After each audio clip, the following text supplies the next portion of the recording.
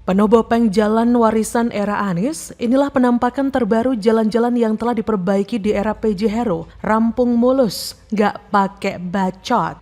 Memperbaiki jalan ini secara permanen ya dari Dinas Bina Marga DKI ya, sehingga masyarakat yang melewati jalan sepanjang dari konstruksi layang LRT Jabodebek ya, dari Cawang hingga Pancoran lalu sampai ke Kuningan termasuk Rasuna Said, jalannya dapat mulus kembali dan dapat dilalui dengan nyaman. Di sebelah kiri ini adalah akses bridge atau jalannya lumayan, lubangnya lumayan dalam barusan ya. Akses bridge menuju ke arah Otista atau Cawang Kompor atau Dewi Sartika seperti itu. Nah, ini tadi barusan kita melewati contoh jalan yang lumayan rusak ya, bisa dibilang rusak. Ada yang cuma tambalan tapi memang ada yang rusak. Nah, jalan-jalan seperti itu akan diperbaiki permanen. Jalan yang ini sebenarnya ada tambalan-tambalan ya, yang sebelumnya sangat rusak, cukup rusak, sekarang sudah agak mendingan, hanya saja masih ada rusaknya. Jadi nanti sekalian akan diperbaiki dan dimuluskan. Nah, sesuai dengan informasi yang kita terima dan sudah dikerjakan sebagian oleh Dinas Bina Marga DKI ya, mungkin sudah hampir akan selesai ya, karena kalau kita lihat perkembangannya jalan-jalan sudah semakin mulus ya di sekitar MT Haryono yang menuju ke arah Kuningan. Belakangan ini, warga Jakarta baru benar-benar memiliki gubernur. Jalan raya di Jakarta dari awalnya banyak lubang, kini jadi mulus. Hal ini karena penjabat gubernur DKI Heru Budi Hartono menanggapi keluhan warga dengan kerja nyata, bukan kata-kata. Kehadiran PJ Heru bagai oase di padang gurun, Jakarta pun kembali ke jalur yang tepat. Hal tersebut diungkapkan oleh pegiat media sosial John Sitorus. Selain memberikan fakta tersebut, John juga melampirkan foto-foto jalanan di DKI Jakarta yang berlubang sedang diaspal di Jalan Lentera Agung Barat, Kelurahan Sreng-Sreng Sawah, Kecamatan Jagakarsa, Jakarta Selatan. Dari pantauan laman detik.com Selasa 13 Desember juga menampilkan hal yang sama. Jalan MT Haryono mulai dari Jalan Tol Lingkar Dalam di dekat MT Haryono Square menuju ke arah Kuningan lewat Jalan Jenderal Gatot Subroto. Total keseluruhan panjang jalan hingga perempatan Kuningan setidaknya mencapai 5 km, tak lagi ditemui kerusakan. Jalanan tersebut tak tampak berlubang.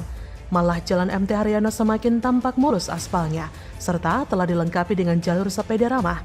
Jalur sepeda itu dibatasi dengan sebuah marka yang ditanamkan ke jalan dan dipasang sejajar dengan garis putus-putus antar jalur kendaraan bermotor dan sepeda. Di sepanjang jalan tersebut memang tak lagi ditemukan adanya kerusakan, baik lubang kecil ataupun jalan yang bergelombang. Semua aspal telah terlihat mulus sejak dari Jalan MT Haryono hingga Jalan Jenderal Gatot Subroto di perempatan Kuningan. Hanya saja ada beberapa kerusakan yang terjadi, seperti di Jalan MT Haryono. Ada sedikit lubang masih terlihat, namun jalur itu merupakan jalur keluar pintu tol. Tak banyak yang melewati jalur itu. Masih di cuitan yang sama, John Sitorus juga mengungkapkan bahwa selama 5 tahun ia melihat bagaimana Jalan Cawang Gatot Subroto dan Cawang Priok hancur berantakan. Namun begitu PJ Heru dilantik menjadi gubernur DKI, jalan itu langsung dieksekusi.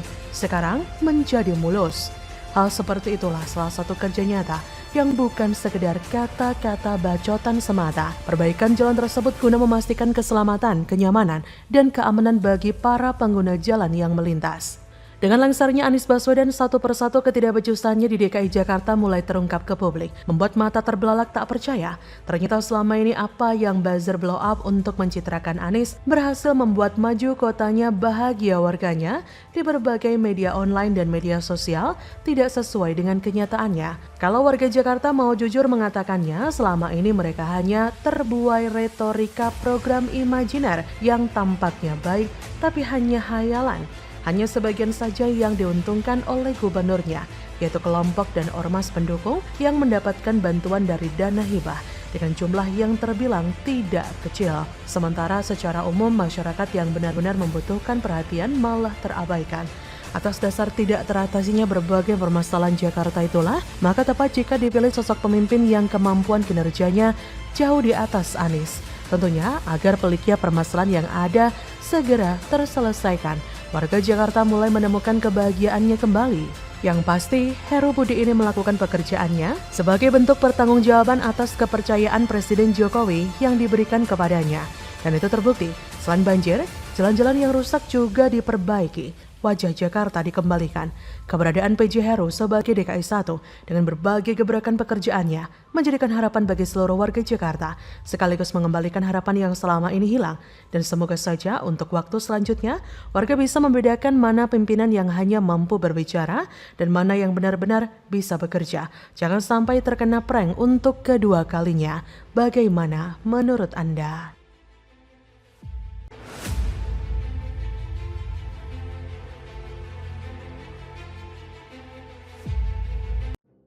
Kamu ketahuan nis.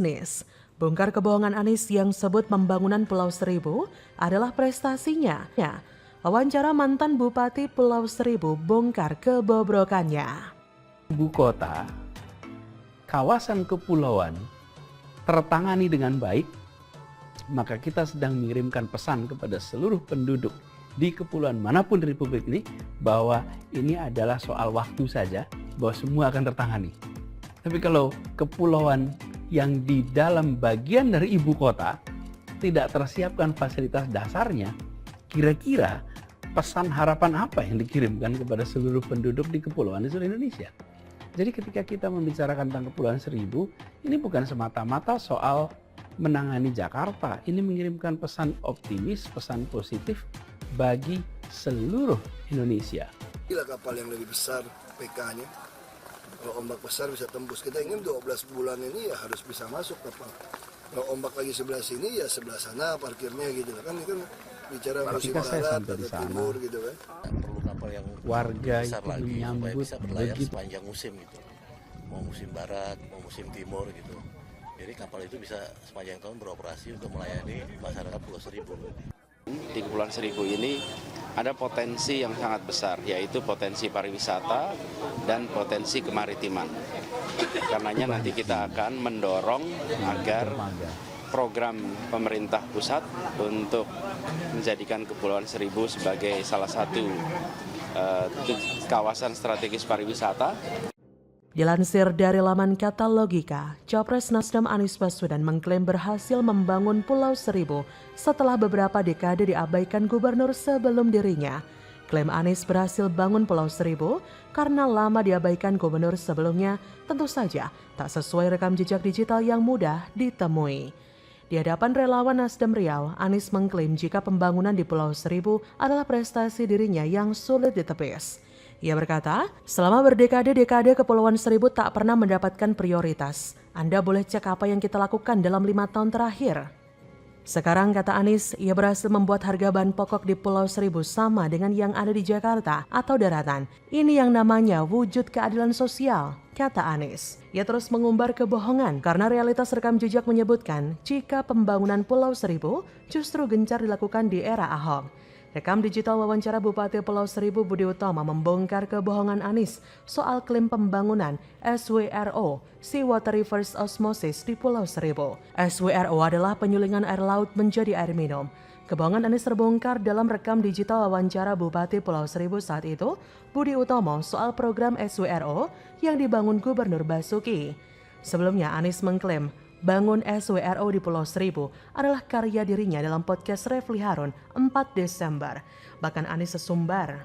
Siap adu rekam jejak soal SWRO adalah program dirinya. Namun nyatanya, Anies ternyata bohong.